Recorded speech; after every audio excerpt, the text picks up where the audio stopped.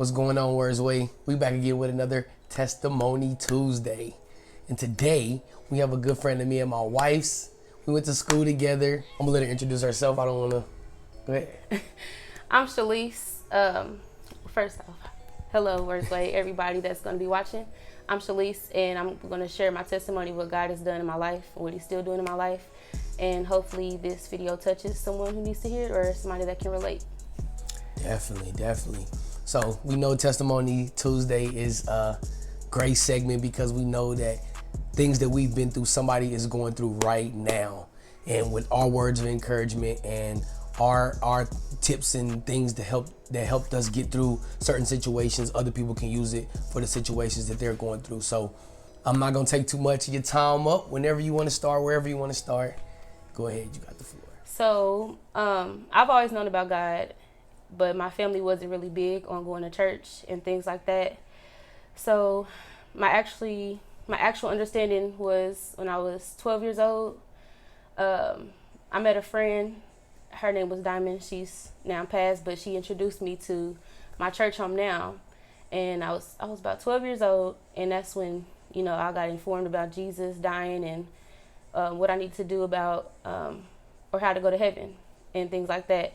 So I got saved when I was 12, and I was going to a school where, it was just really hard to serve God and do what I know God wanted me to do. So it's like I would go to church, then I'll go to school, do whatever they was doing in school, go to church, and just repeat.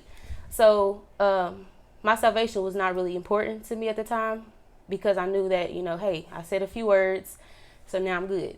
I can still do what I wanted to do. So really my understanding truly started this year, a few months ago, but some things happened from 12 years old until now. So when I was 14, I fell into fornication. It was not something that I wanted to do, but I knew my friends was doing it. So I'm like, I feel like a loner. Let me go ahead and get on the train. And so, I fell into fornication, and that's where it truly started. That's where my eyes were really open to the reality of things. And so anybody that I was around, I always try to invite them to church. So it's like God was always there, like trying to, I know you messed up with fornicating, but I was always wanting to invite friends and stuff to church. I loved God, but I wasn't pleasing God. So I think it was 16 when I had got pregnant with my daughter. That's where it got really crazy because I would stop going to church because I felt embarrassed. It's like God was, he was there like, you shouldn't have been doing that, but it pushed me further away from God. Me getting pregnant, going to church, I was like embarrassed to go to church because I knew I was wrong. I knew, hey, I know these people are going to look at me. I've been pretending to be this nice church girl. Now I got a baby. So, but from when I was 16 and up, I stopped going to church.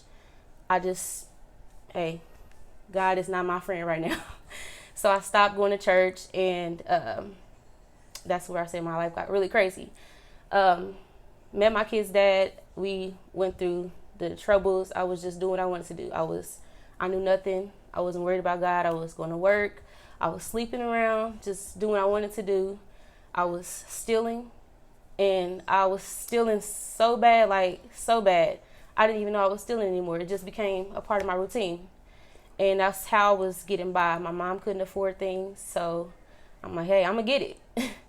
And so that came a major part of my lifestyle. I was a thief, a fornicator, and I was just doing those things so bad. And I thought that was a life. I thought it was good.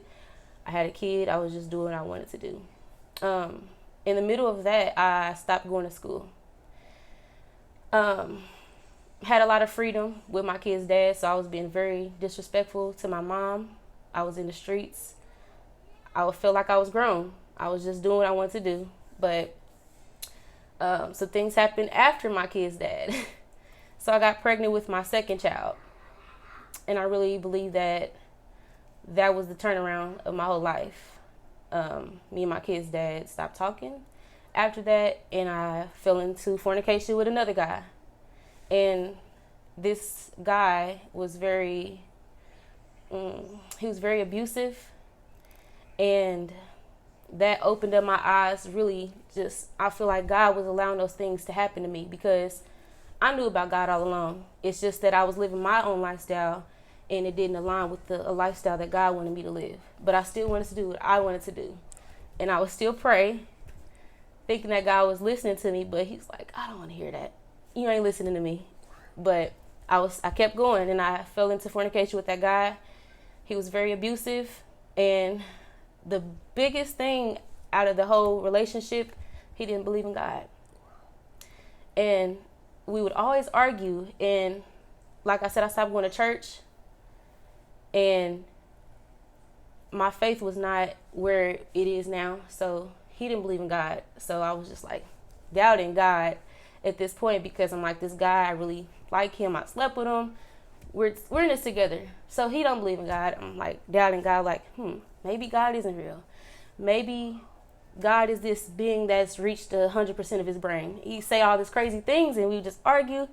And I'm just like, why is it that when I talk about God and how I feel, you get so angry?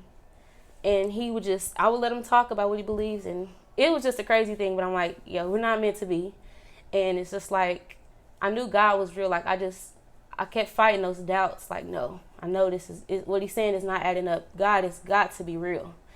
And so I stopped messing with this guy, and I noticed, things start turning around for me.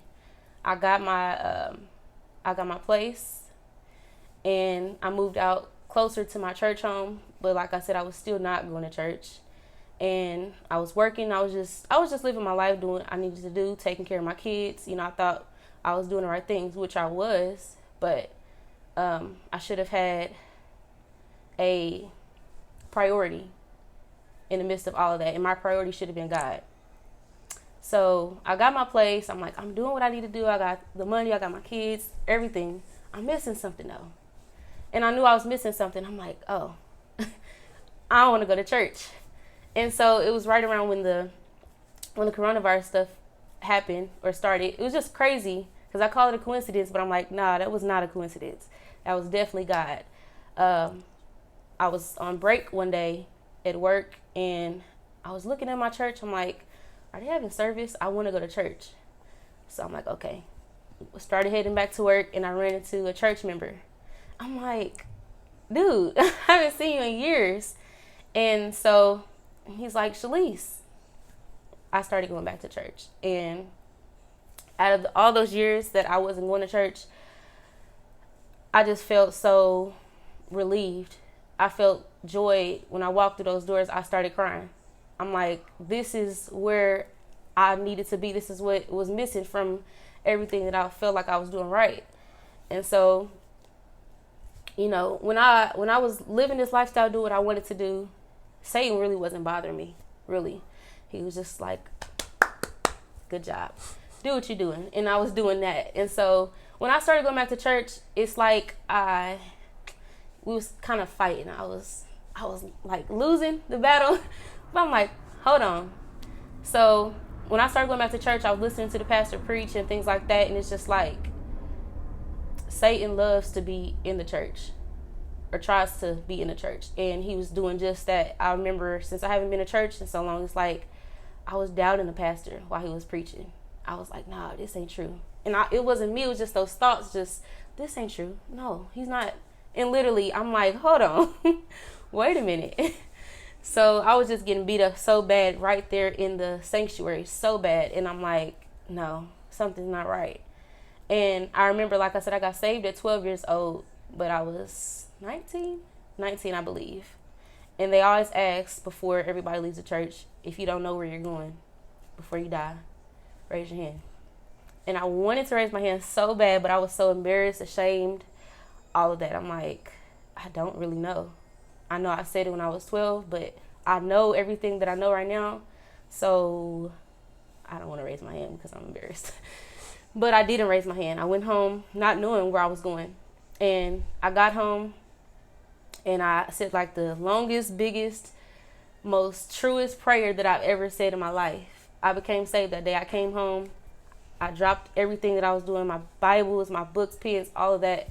And I came on my couch and I just started crying and praying like, God, I know this is not it. I know I've been doing wrong. I give everything up to you.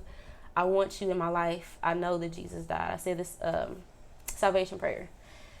And I got up, and people call me crazy when I tell them this story, but when I got up from the couch, it felt like somebody was just like right there, like watching me, right there, literally. And I just got so scared. I'm like, hold on, let me check. I checked all my rooms, everything. I'm like, somebody's here. And I just got so scared. I got the chills. And I'm like, oh my gosh. I'm like, that his presence was there, right there.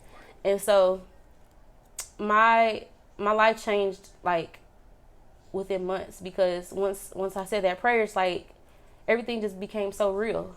I'm like, okay, I know I'm not supposed to be doing these things. I was getting back on track. I was putting God first. I'm like, this is how I should have been doing. I've noticed friends. I lost friends. I mean, I never rushed that on them because, maybe they're not ready. Maybe God doesn't have it in his plan for them to be ready right now. But it was about me wanting to change my lifestyle for God. And I lost a lot of friends. My whole personality changed. The things that I wanted to do, I don't want to do it. It just became like sick to me. And I'm not perfect. Nobody's perfect. But there's some parts that I'm missing. But pornography was very, very big to me. And oh my gosh, that was very, very big, especially since, sometimes when God broke my heart, I'm like, oh, okay, I got somebody that's going to calm me down. But it was just crazy for me. And, me sleeping with those guys, it made me very sexual.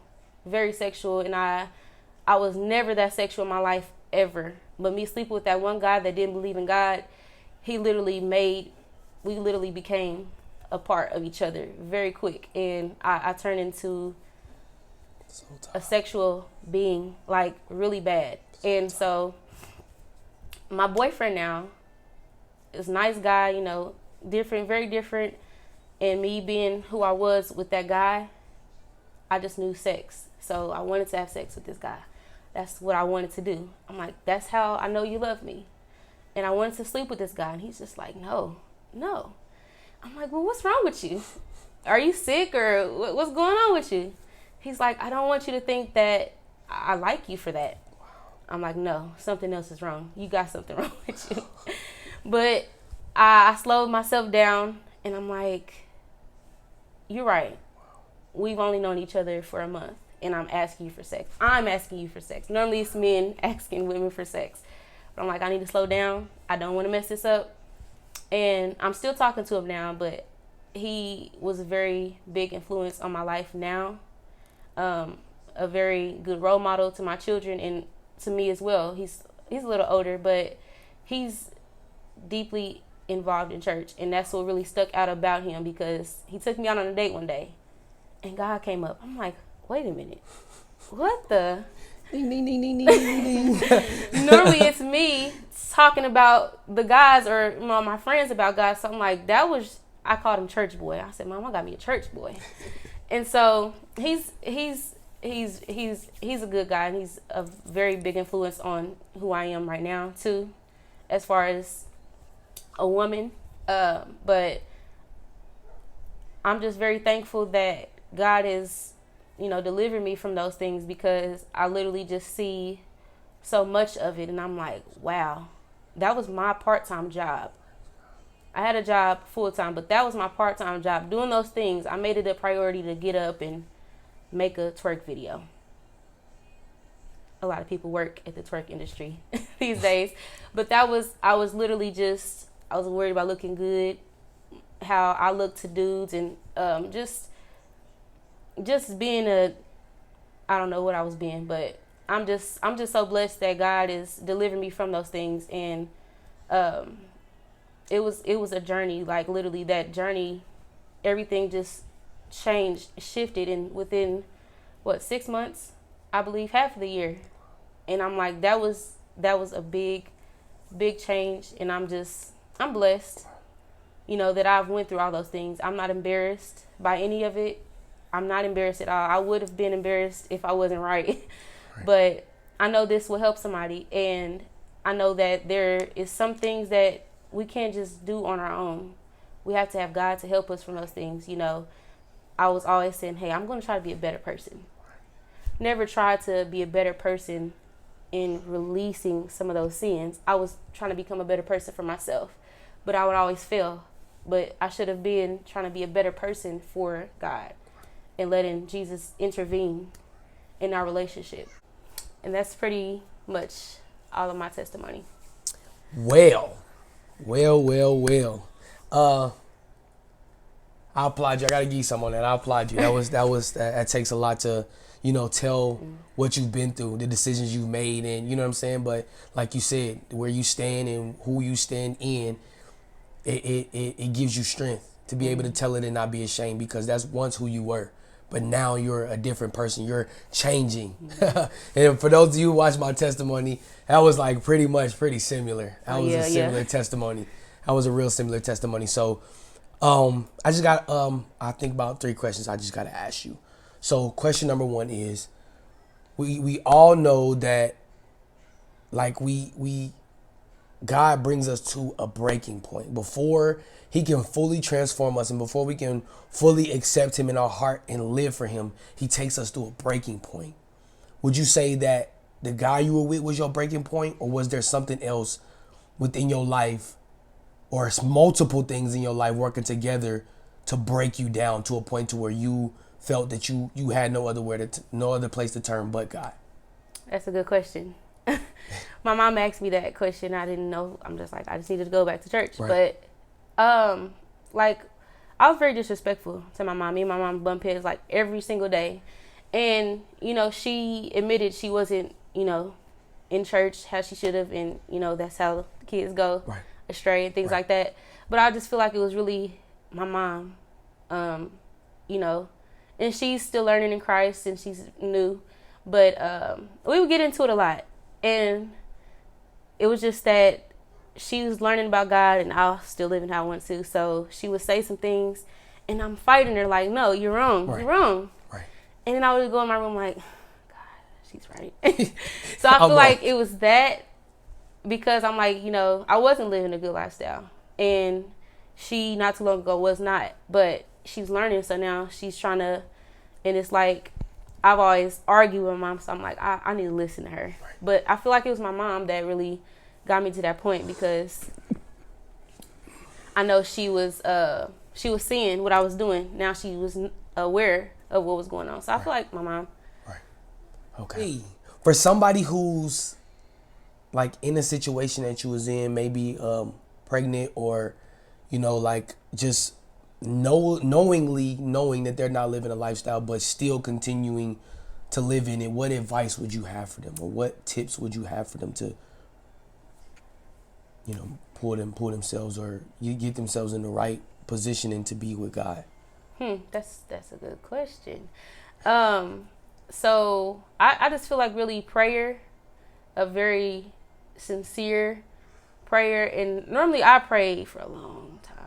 I'm not going to give y'all a guesstimate, but it's just a sincere prayer. And, if you have the heart and you really wanting to do what's right, I believe God will answer your question, or help you with what you're dealing with. It will be hard, but, like I did, I just said, I'm tired of this. Right. I'm tired of this. I don't know what to do. I know I'm not perfect at all. I know I will mess up, but I want you to help me. And I still pray like that today. Like, certain things that I deal with, I'm like, I can't do this alone. My advice would just be to give it all to God. Just, hey, here, I'm done. Give it to him. Right. Okay, and the last question is, what advice would you have for anybody that's listening to your testimony right now? So my advice would be is just finding your purpose in life. We don't truly know our purpose until we have the answer, or until God appoints us to our purpose. And we might be where we believe is okay in life, but there's always something extra, something more to your life. and we never truly know until we go to God to seek those answers. So it's just, really truly asking God to have dominion over your life, and I just feel like everything will flow after that. I think that's so true, because often we go through life creating our own purpose for why we're here. We create our own purpose for what we want to do, and we chase it until there's something else that comes up that we feel is more essential or more worthy than the previous purpose that we planned for ourselves. And God already appointed us a purpose. Mm-hmm. He knew us before we were formed in our mother's womb. He gave us things, gifts and abilities and talents and time and treasure. He's given us and instilled within us to support our purpose. Mm-hmm. But first we have to get in Him. We have to get in Him so He can unlock some of those things that you didn't even know you had inside you. Mm-hmm. And once He unlocks some of those things, it'll show you your purpose. Because all your talent and all your treasure and everything that He's giving you is going to work together for this one this one reason why He has you here. Mm-hmm. Why He has you here. So it's been another Testimony Tuesday, Wordsway. We love y'all. And we out.